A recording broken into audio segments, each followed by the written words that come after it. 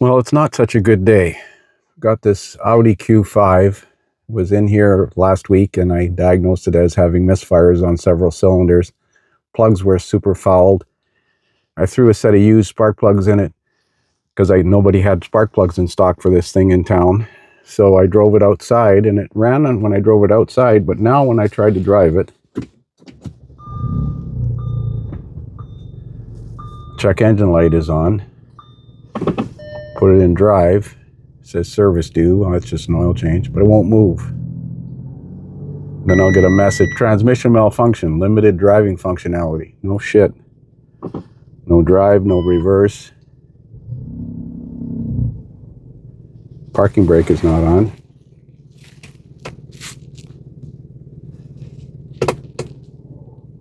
Now the parking brake is on.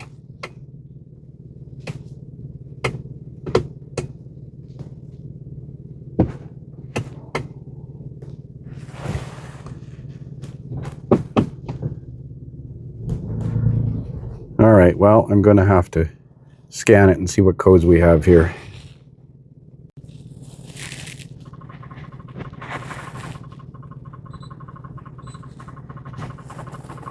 It's starting to snow outside. Calling for a bad storm. Diagnosis. I suspect this thing has leaky injectors. And it was over-fueled. The plugs were super fouled. It's actually running not bad, although it's still got a shake to it.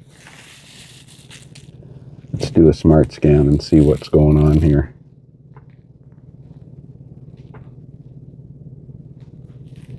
I'll pick up when we get to the end of this. So we're almost end. Let's look at the report.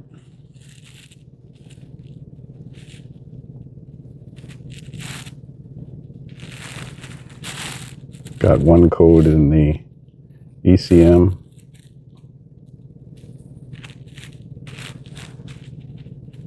P0716. Malfunction lamp on.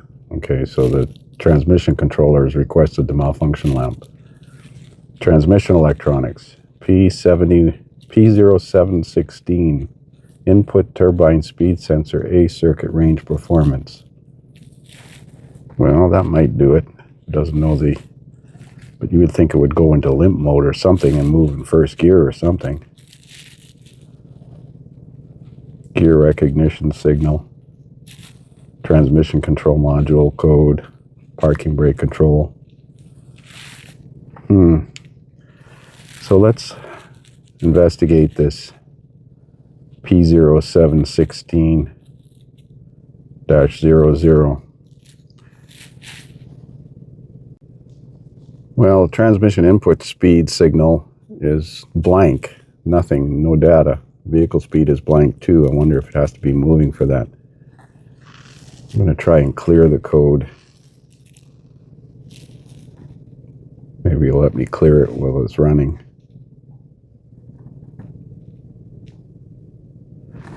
Let's see if it'll move. Oh, it's in drive already. It came back. All right, I'm going to look at this. It wasn't doing this when I drove it out of the shop because I drove it in and out of the shop. Mind you, when I did try to bring it into the shop the other day, it was reluctant to move at first, and I thought it was because the parking brake was on. It acted like it was locked up, like it is right now. It's in drive.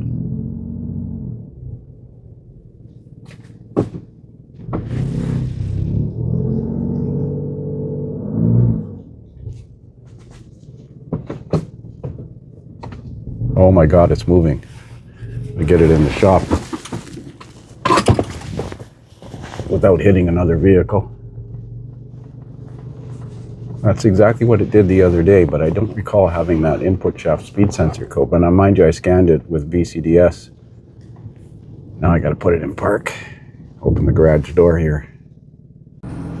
Well, now that I got it in the shop and it's been running for 5 minutes, the code clears. But when I go into the data stream, look at speed,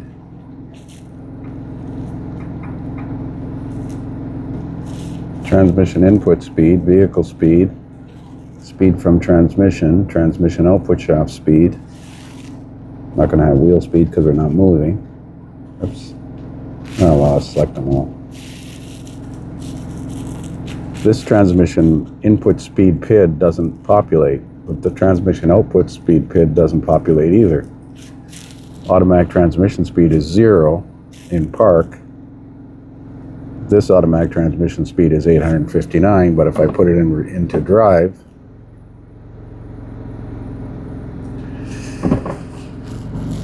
well, I wonder if this is what it did to me the other day when I started it and I tried to move it and I thought the parking brake was on because it acted like it was, and I actually put the parking brake on and then took it off, and then the car moved, which is what it just did now. I got to check my records from before and see if I actually had a fault code in the transmission computer when I scanned it, but I scanned it with VCDS. So here's the data log, fault log from last weekend when I scanned this thing. It had 8 faults in the engine control computer: cylinder misfire on number 4, cylinder misfire on number 2, cylinder misfire number 5, random cylinder misfire, MIL requested by check TCM for errors. See that P0716 is a request of the MIL being illuminated by the TCM. Cylinder disabling due to the misfire, coolant temp sensor circuit plausibility, sensor for cylinder head temperature, plausible signal, transmission input shaft. So the P code is P0716, or the Audi code is 12468. So I'm going to look this up and see what causes that. But I'm sure that that's what's going on. When that code is present, the transmission goes into limp mode and doesn't move.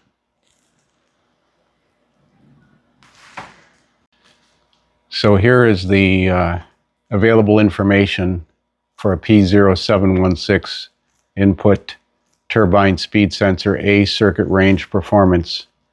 It says the error message is range performance. It's higher than 8,000 RPM or lower than 20 RPM. Now on the scan tool it wasn't showing anything, but I'm not sure that the scan tool is displaying it correctly. It says check transmission input speed sensor G182, refer to appropriate repair manual. That's all you get. Let's see if there's another occurrence of this. No, that's it. Okay, I'm going to look at the schematic and see where this thing is. So near as I can tell, that transmission input speed sensor is inside the transmission, because here's a schematic of it. It says transmission control module, left side of transmission, and doesn't show it external, shows it internal. I'm not sure what's involved in changing it. I'm still looking for a component location. Let's try that. So in the service literature, under component locations in the transmission, it makes a note that the mechatronic unit, which I gather is the ECM or the transmission control module, is bolted to the underside of the transmission housing covered by the transmission oil pan, and includes replaced as a complete assembly. Incorporates the following: transmission input speed sensor G182. Special, isn't that special? Well, it seems to be temperature related, because after it ran for a few minutes, it went into gear and moved and the code went to history. But initially when I first started it cold, it was like it was not moving at all. No forward, no reverse, no nothing. And of course we had that fault code. Now this vehicle has other problems too. The spark plugs were severely fouled. I suspect it has one or more leaking injectors. So I've replaced the plugs and put a fresh set of plugs in it now. We're going to start it up and see how the engine runs and look at misfire counters. I'm going to put VCDS back on it. So I've got a data list chosen here of misfires on cylinders 1 through 6, actual fuel rail pressure, and short-term and long-term fuel trims. I'm going to start it up.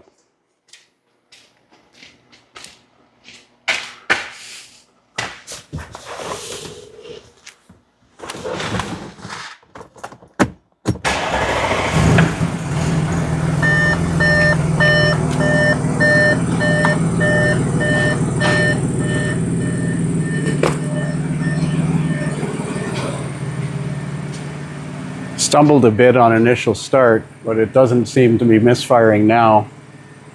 But look at the fuel trims, negative 34%. It probably just went into open loop. Negative 26%. It's definitely overfueling.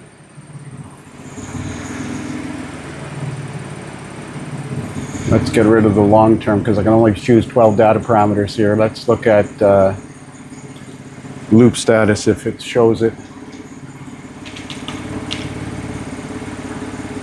No. Terminology is different across the pond. I want to know if it's in closed loop or not.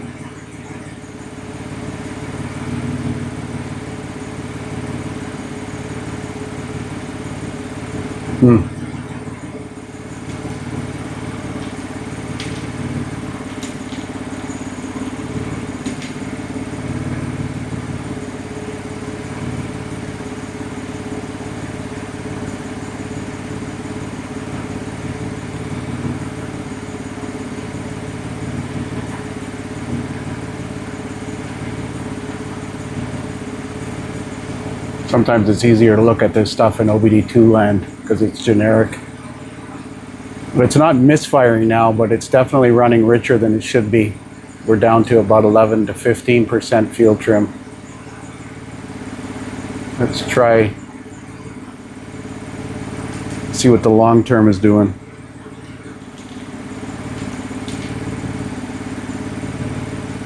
Long term adaptation. Mixture formulation, bank 1. Why is it listed two different ways?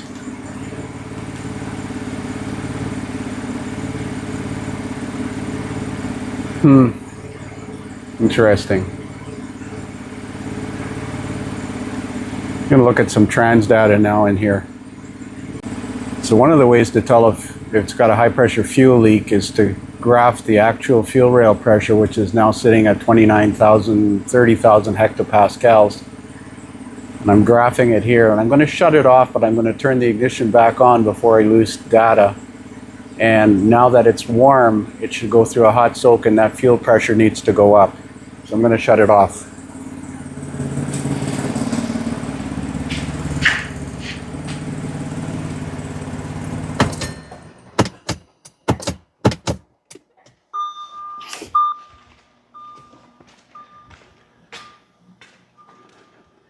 Well, it is climbing.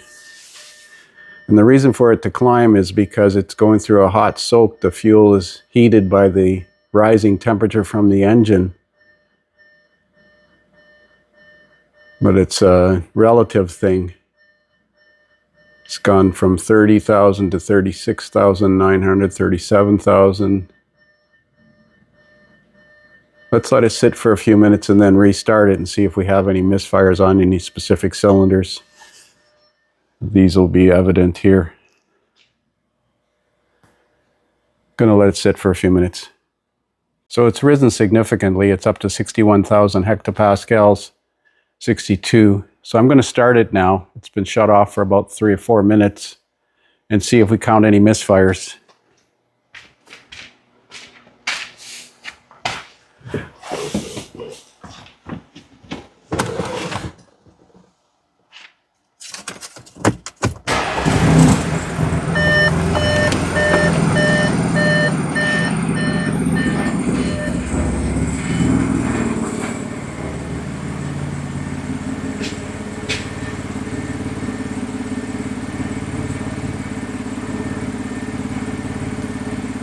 Couple misfires on cylinder number 4. Look at the adaptation here. Short-term fuel trim is negative 23.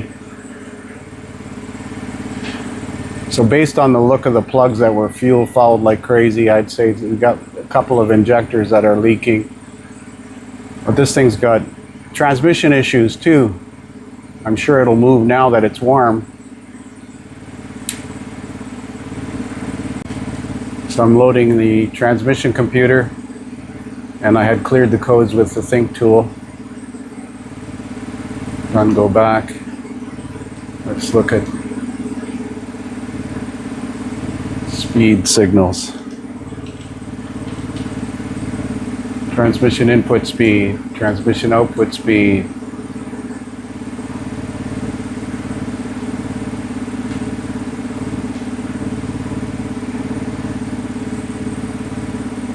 So the transmission input speed sensor is working now. I'd have to check this when it wasn't working. And the data on the Think tool was not reading it, but it listed it a couple different ways. So I'd trust this VCDS software more than the Think tool.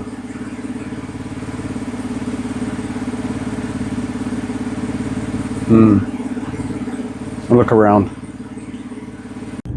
So I thought I'd take it for a road test and see how it runs. The fuel trims are at negative 30%, so I'm sure it's going to set fault codes for fuel trim. I checked the crankcase for presence of gas. The customer reported that they had recently changed the oil. There's no dipstick, so you can't tell if it's over full. Yet it doesn't seem to have gasoline in the engine oil when I took a small oil sample. And the transmission seems to be shifting fine now.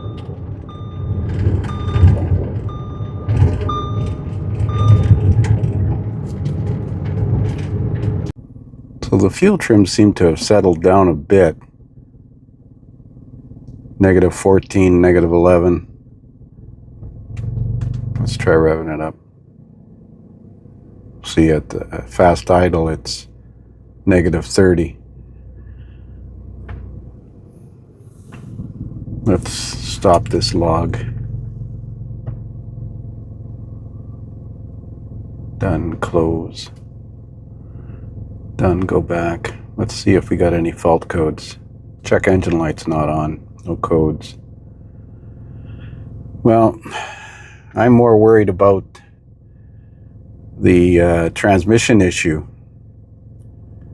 because I'm sure if I start this up cold in the morning, it's not going to move because of a lack of a turbine speed sensor. But I got to check it again cold to see that.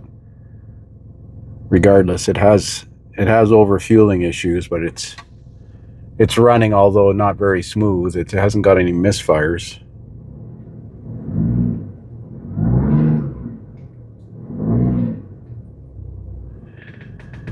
Well, we'll discuss the options with the customer.